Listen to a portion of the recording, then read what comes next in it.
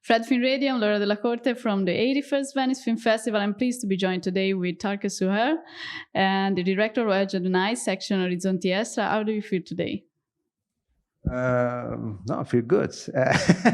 No, I'm really excited and curious to watch it with the audience. So I'm really curious for that. Okay. So I know that Edge of the Night was inspired by a specific incident involving the destruction of graves in eastern Turkey. So could you share more about this event and like how it influenced the creation of your movie? Sure. I mean, exactly. The starting point was this incident I will tell you about, but then later, of course, story develops and becomes sometimes also something different. But the starting point was, in fact, something I read in a newspaper, in a Turkish newspaper.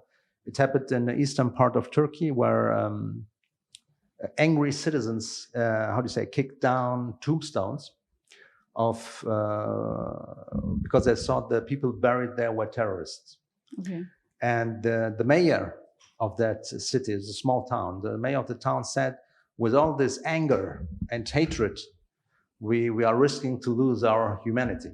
Mm-hmm. And I really liked this sentence. It was a beautiful sentence. It's also sad sentence to say, of course, but and it stuck with me. And I couldn't understand either this, why even in front of the dead, the anger doesn't stop. And so it was my attempt to understand why this happens and how a society can become so angry and angry and mistrust and what does it mean to live in a society like this? And mm-hmm. So hence the story of two brothers. Yeah, and according to that, like Sinan's internal conflict during the coup is central to the story.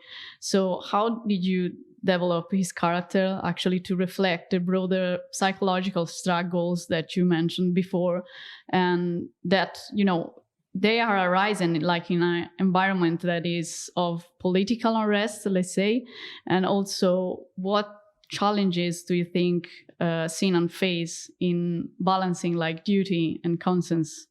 Well, it's a good question because it's one for me at least. So it would be interesting, of course, how it's for the audience. But for me, one of the main things is loyalty. But in terms also raising the question: can you be loyal?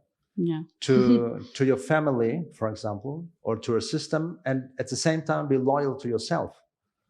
Is this possible? No? Or it doesn't matter if it's a system like family or a system like military, yeah. Or no, but is it possible to, or is it maybe impossible to be yourself? You know, so it touches this kind of themes. And for Sinan, well, he has to decide, of course, and let's say he decides in a way, yeah.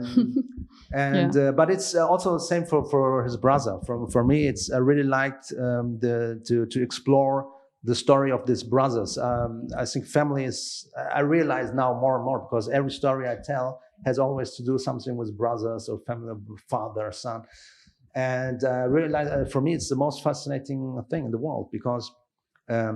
Well, you don't choose your family, right? Yeah. Nobody chooses his family. So it could be under normal circumstances would be somebody you don't want to be even in the same room. But since he's your brother or your father, you in a way chained to him for life. Mm-hmm. And this I think is interesting. Yeah. And family is sometimes a double-edged sword because it can elevate you. And yeah. It can destroy you. Yeah. You know? So, push down. And I like this. And so for me, it was clear from the beginning I want to explore the things I want to understand myself through the eyes of these two brothers. And actually, do you base them, I mean, like the characters of Sinan and Kenan are like based on someone you met or like someone you knew or like totally fictional? I would say totally fictional, but in the end, of course, I guess unconsciously, probably you use things you've seen, I guess, but I can tell you it was not a conscious choice. So I would say completely fictional.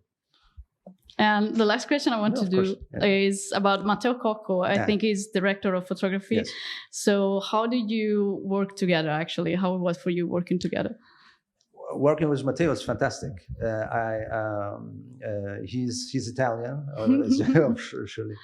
And we met, I think it was maybe 10 years ago for at that time it was my graduation film from film school, and he, in the meantime, he made, I think, like 20 films for cinema. He's fantastic. For me, he's the most talented cameraman I've ever worked with. And I cannot emphasize enough, really, his importance to me, because for me, he's much more than just a DOP, because he challenges me, and at the same time, he supports me 100%. And for example, during the preparation of the shooting, he's the one I talk to the most. We're talking about what kind of film we want to do, how we want to tell the story, and he has for me a value I cannot even tell.